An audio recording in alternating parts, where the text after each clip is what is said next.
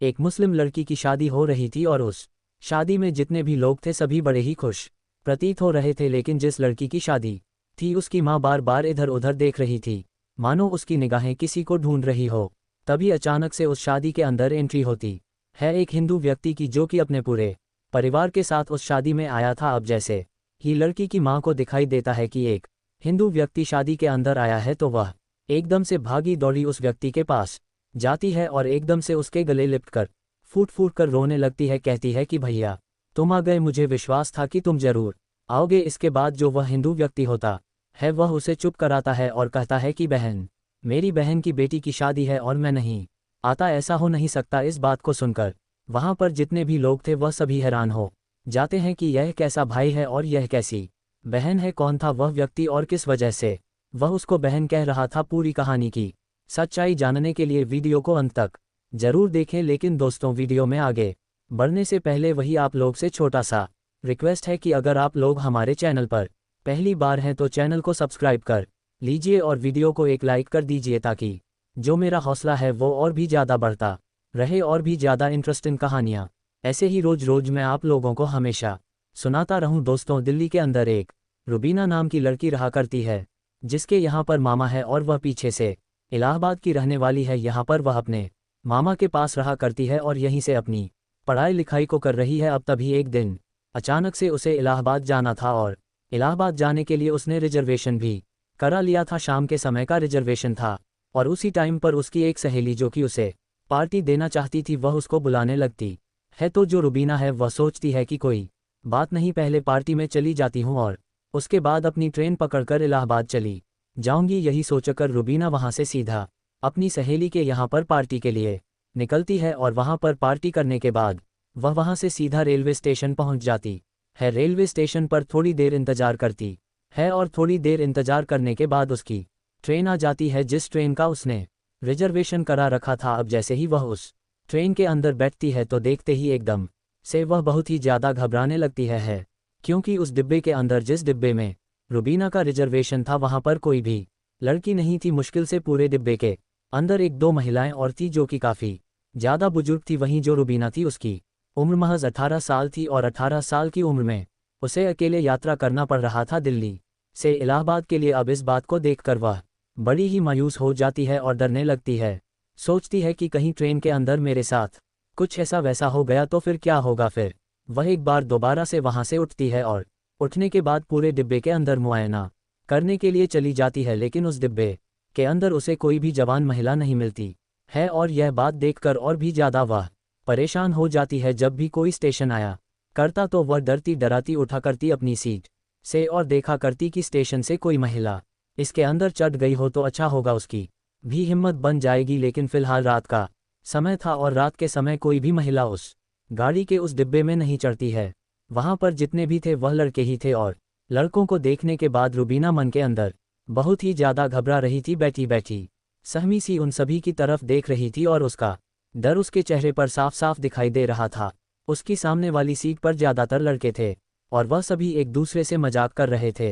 हंसी मजाक करते हुए उनमें से एक लड़के की नज़र रुबीना के ऊपर चली जाती है और वह उसके डर को भांप लेता है। इसके बाद वह लड़का फिलहाल तो उससे कुछ नहीं कहता और ऐसे ही अपने दोस्तों के साथ हंसी मजाक करता रहता है। जब थोड़ी देर में उसे लगता है कि अब बात करनी चाहिए, वह कहता है कि देखिए, मेरा नाम शकील है, क्या मैं आपका नाम जान सकता हूँ। अब इस बात को सुनते ही रुबीना, जो पहले से ही काफ़ी ज़्यादा डरी हुई थी, वह और भी ज़्यादा डर जाती आती है और सोचने लगती है कि यह तो मुझसे बात कर रहा है, अब ना जाने इससे आगे क्या होगा। तो वह उसको कुछ अपना नाम नहीं बता पाती है, बस ऐसे ही चुपचाप उसकी तरफ घूर घूर कर देखती रहती है। जो सामने लड़का बैठा हुआ था जिसका नाम शकील था, वह इस डर को भांप जाता है और वह कहने लगता है कि देखिए, कोई बात नहीं, अगर आप नाम नहीं बताना चाहती तो इसमें कोई बड़ी बात नहीं है, लेकिन आप ये तो बता सकती हो कि आप कहाँ जा रही हो। इसके बाद रुबीना जैसे तैसे करके हिम्मत करती है और हिम्मत करते हुए उसे बता देती है कि मैं इलाहाबाद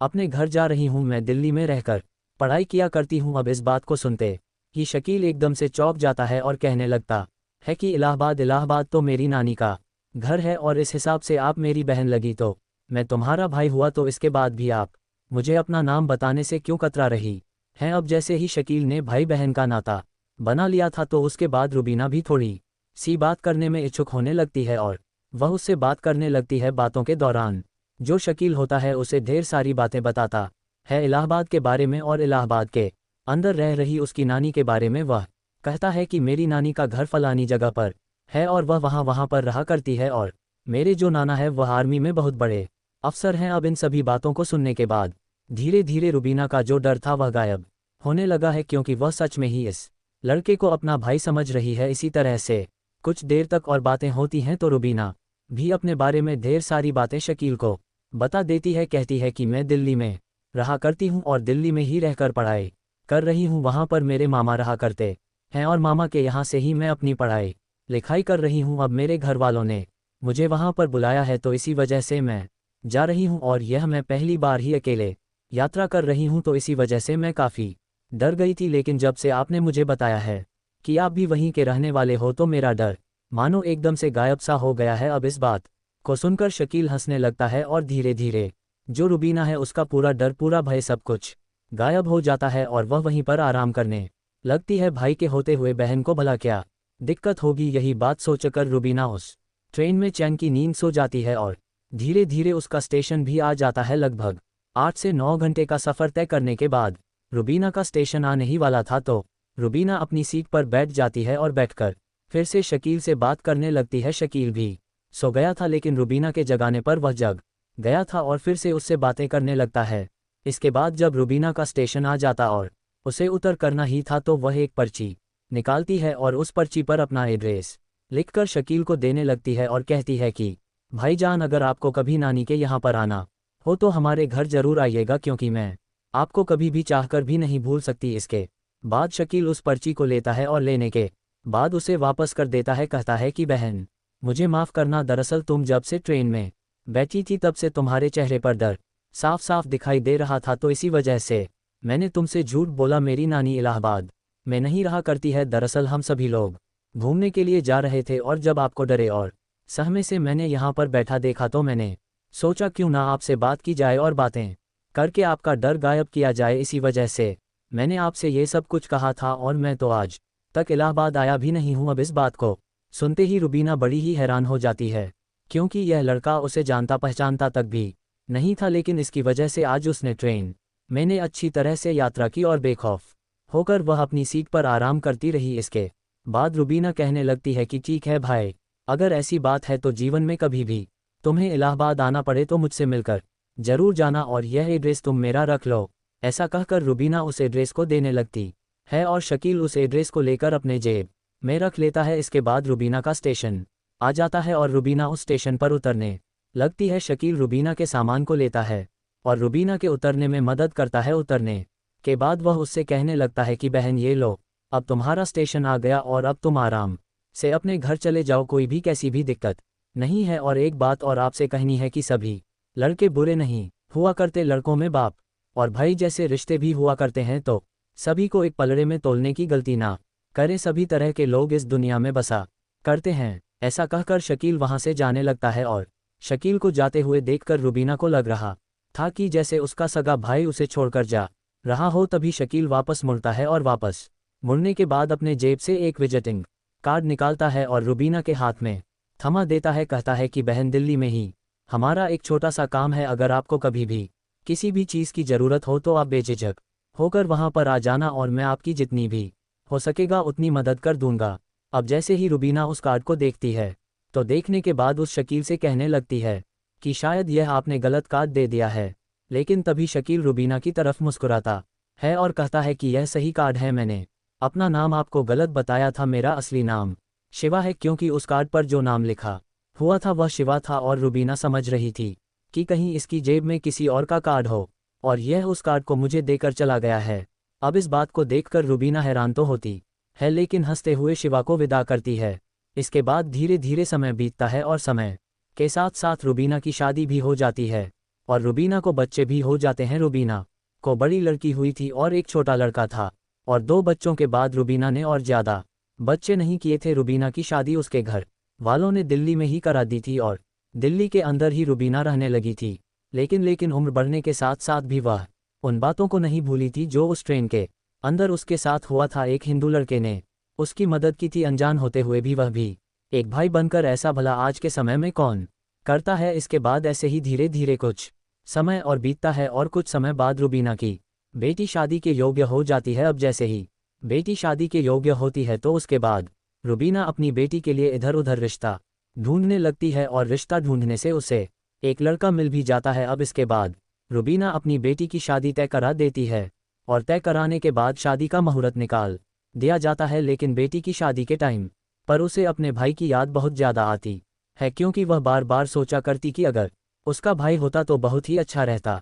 दरअसल रुबीना के भाई की मौत कुछ दिनों पहले हो गई थी एक हादसे में, और उसके बाद से रुबीना बार बार अपने भाई को याद किया करती। भाई के बच्चे तो थे जो यहाँ पर आकर भाई का फर्ज निभा देंगे, लेकिन भाई नहीं था, और यह बात उसे बार बार खटका करती। इसके बाद रुबीना एक दिन अपनी बेटी को लेकर शादी की शॉपिंग कराने के लिए मार्केट जाती है, और मार्केट के अंदर उसे शिवा की वही कॉस्मेटिक की दुकान मिल जाती है, जिस कॉस्मेटिक की दुकान का कार्ड उस दिन शिवा ने उसके हाथ पर रखा था। उस दुकान को देखने के बाद उसे कुछ ना कुछ याद आता है, लेकिन फिलहाल वह इन सभी बातों को भूल चुकी थी, क्योंकि यह काफ़ी ज़्यादा पुरानी बात है। और उस टाइम पर शिवा ने जो कार्ड दिया था वह स्टेशन से आने के दौरान ही उसके पास से गुम हो गया था, और उसका चक्कर कभी भी यहाँ पर नहीं लगा था। इसी वजह से वह शिवा से नहीं मिल पाई थी। लेकिन जैसे ही बेटी की शादी की शॉपिंग करने के लिए वह इस कॉस्मेटिक की दुकान पर आती है, तो एकदम से वह सारी बातें उसकी ताज़ा हो जाती हैं, और सामने उसे शिवा बैठा हुआ दिखाई देता है।